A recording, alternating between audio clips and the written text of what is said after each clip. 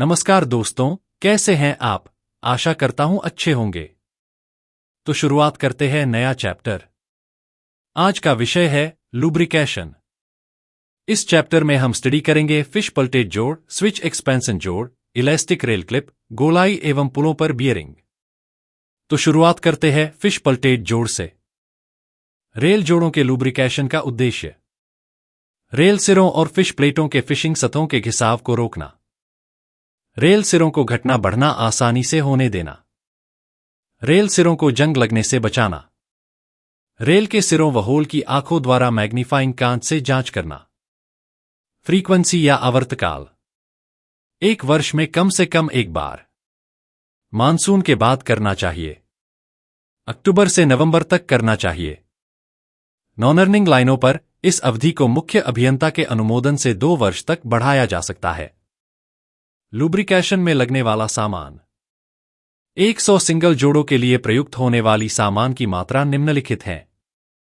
Graphite, प्लम्बैगो powder 5 kilogram, kerosene oil 3.5 kilogram, काला तेल bolt के लिए 2.75 किलोग्राम। नोट: ग्रेफाइट व केरोसिन ऑयल का 3:2 में गाढ़ा पेस्ट बनाना है। लुब्रिकेशन करने के दौरान निम्न नियमों का ध्यान रखा जाना चाहिए। जोड़ पर सभी नटों को ढीला खोल दिया जाए और नटों को इस प्रकार बोल्ट के सामने रखें कि वे आपस में बदले नहीं। हल्के से रेल को ठोककर एक फिश प्लेट निकाले। फिश प्लेट तथा रेल सिरों की वायर ब्रश से सफाई के बाद अच्छी तरह से क्रैक, जंग आदि के लिए जांच करें। सब ठीक होने की स्थिति में फिश प्लेट एवं रेल सिरों के फिशिंग सतहों पर पेस्ट लगाए। फिश प्लेट को यथास्थान फिक्स करे। सिरे से एक बोल्ट बाहर निकाले एवं चूंडी वाले हिस्से में काला तेल लगाकर उसके विपरीत दिशा में लगाए। इसी प्रकार एक एक कर प्रत्येक बोल्ट निकाले एवं काला तेल लगाने के पश्चात विपरीत दिशा में लगाए। हल्के से रेल को टैप करे तथा दूसरी फिश प्लेट निकाल ले तथा क्रस के अनुसार कार्यवाही करे। लुब्रिकेशन होने के पश्चात नटों को बोल्ट पर चढ़ा दे तथा उन्हें अच्छी तरह से टाइट करे। लुब्रिकेशन के कार्य में ली जाने वाली सावधानियां। यह कार्य करते समय ट्रेकमेनों चाबीदारों को रेलगाड़ी की ओर मुंह करके बैठना चाहिए। कसते समय बोल्टों पर जोर डालने से बचना चाहिए। इंसुलेटेड जोड़ पट्टियों को ग्रीस नहीं लगाना चाहिए। अप्रैल मास में रेलपथ निरीक्षक को पट्टी जोड़ का तेल पाउडर करने का प्रमाण पत्र तथा किसी स्थान पर न लगा पाने के कारण सहित एडीएन के पास भेजना चाहिए। इस कार्य का रिकॉर्ड सेक्शन के गैंग चार्ट तथा एसएससी रेलपथ के सेक्शन रजिस्टर में रिकॉर्ड रहना चाहिए। लुब्रिकेशन के कार्य में ली जाने वाली सावधानियां। कार्यस्थल पर अतिरिक्त जोड़ पट्टियां और बोल्ट अपने साथ ले जाना चाहिए। एक समय में एक रेल पर 2 लगातार जोड़ नहीं खोलना चाहिए। दरारों बटा क्रैक का पता लगाने के लिए एक दर्पण और मैग्नीफाइंग ग्लास का प्रयोग किया जाना चाहिए। दरारों बटा क्रैक की सूचना शीघ्र ही रेलपथ सुपरवाइजर बटा मेट को दी जानी चाहिए। यह कार्य इंजीनियरिंग प्रोटेक्शन तथा सतर्कता आदेश के भीतर किया जाना चाहिए। लुब्रिकेशन के कार्य में ली जाने वाली सावधानियां।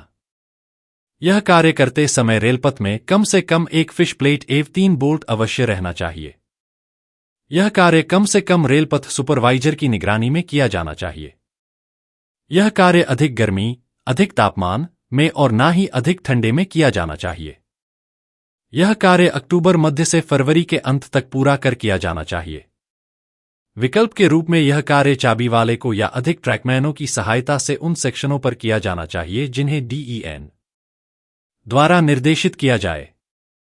अब बात करते हैं स्विच एक्सपेंशन जोड़ के लुब्रिकेशन के बारे में। इसके उद्देश्य हैं तापमान के प्रभाव के कारण LW.R के ब्रीदिंग लेंथ की लंबाई में घटना बढ़ना आसानी से हो सके। SEJ की आंखों द्वारा जांच करने हेतु फ्रीक्वेंसी या आवर्तकाल 15 दिन फोर्टनाइट में कम से कम एक बार करें। LW.R का डिस्ट्रेसिंग करने के समय ट्रैफिक ब्लॉक में किया जाना चाहिए। लुब्रिकेशन के दौरान अन्य आवश्यक निर्देश। SEJ की पैकिंग की जाए और आवश्यक हो तो उसका अलाइनमेंट भी ठीक किया जाए। SEJ कि टंग तथा स्टॉक रेल में तेल डाला जाए और ग्रीस लगाई जाए। अब बात करते हैं इलास्टिक रेल क्लिप के लुब्रिकेशन के बारे में। आवश्यक निर्देश।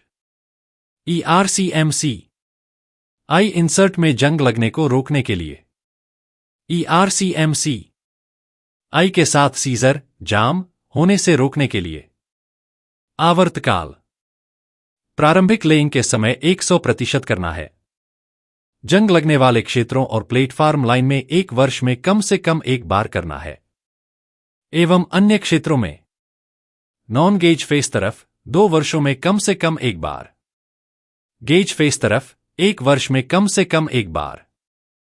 Material graphite grease grade 0 IS 408 से 1981 का प्रयोग किया जाएगा।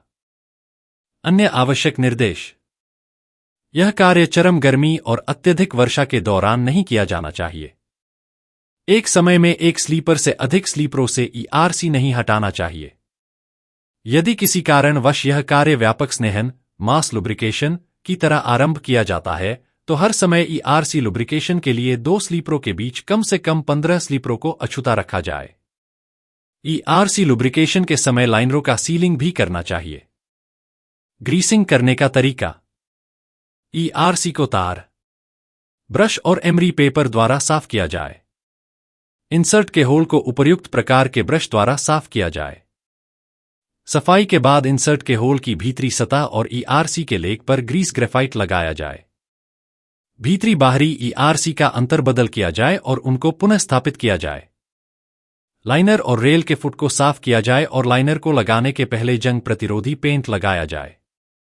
अब बात करते हैं गोलाई में बाहरी रेल के लुब्रिकेशन के बारे में। गोलाई में बाहरी रेल के गेज फेस का लुब्रिकेशन। गोलाइयों में बाहरी रेलों के गेज फेस पर लुब्रिकेटिंग करके इनका घिसाव कम किया जा सकता है। 2 डिग्री या अधिक की सभी गोलाइयों में स्वचालित गेज फेस लुब्रिकेटर लगाए जाने चाहिए। जब तक लुब्रिकेटर नहीं लगाए जाते, चाबी वाले के द्वारा ऐसी गोलाइयों में ग्रीस लगाया जाना चाहिए। जिन मार्गों पर रेल ग्राइंडिंग का प्रचलन है, वहां 1400 मीटर 1.25 डिग्री और उससे अधिक तीखे गोलाइयों पर ट्रैक माउंटेड स्वचालित गेज फेस लुब्रिकेटर उपलब्ध कराए जाने चाहिए। स्नेहन नई रेल या पुरानी रेल पर किया जाना चाहिए, जिसमें गेज कॉर्नर क्रैकिंग या हेड चेक न हो। अब बात करते हैं टर्न आउट में स्लाइड चेयर के लुब्रिकेशन के बारे में। पॉइंट्स की सफाई और स्नेहन। सभी इंटरलॉक्ड और आंशिक रूप से इंटरलॉक्ड स्टेशनों पर सिग्नल के साथ इंटरलॉक किए गए या लॉक किए गए सभी पॉइंट्स में सिग्नल स्टाफ उन स्लाइड चेयर की आवधिक सफाई और स्नेहन के लिए जिम्मेदार होगा जिसमें सिग्नलिंग और इंटरलॉकिंग गियर जुड़े हुए हैं, आमतौर पर स्विच के टो से तीसरे स्लीपर तक। SSIJEP वे अपने सेक्शन पर सभी हाथ से संचालित पॉइंट्स की स्लाइड चेयर की सफाई और स्नेहन के लिए जिम्मेदार होंगे और सिग्नल के साथ इंटरलॉक किए गए या लॉक किए गए सभी पॉइंट्स की शेष स्लाइड चेयर की सफाई और स्नेहन के लिए जिम्मेदार होंगे। और आज का आखिरी टॉपिक है पुलों पर प्रयुक्त बेयरिंग के लुब्रिकेशन के बारे में। बियरिंग का स्नेहन 2 साल में 1 बार किया जाएगा। इसी के साथ आज की कक्षा यहीं पर समाप्त होती है। फिर से मिलते हैं अगली कक्षा में। तब तक के लिए गुड बाय।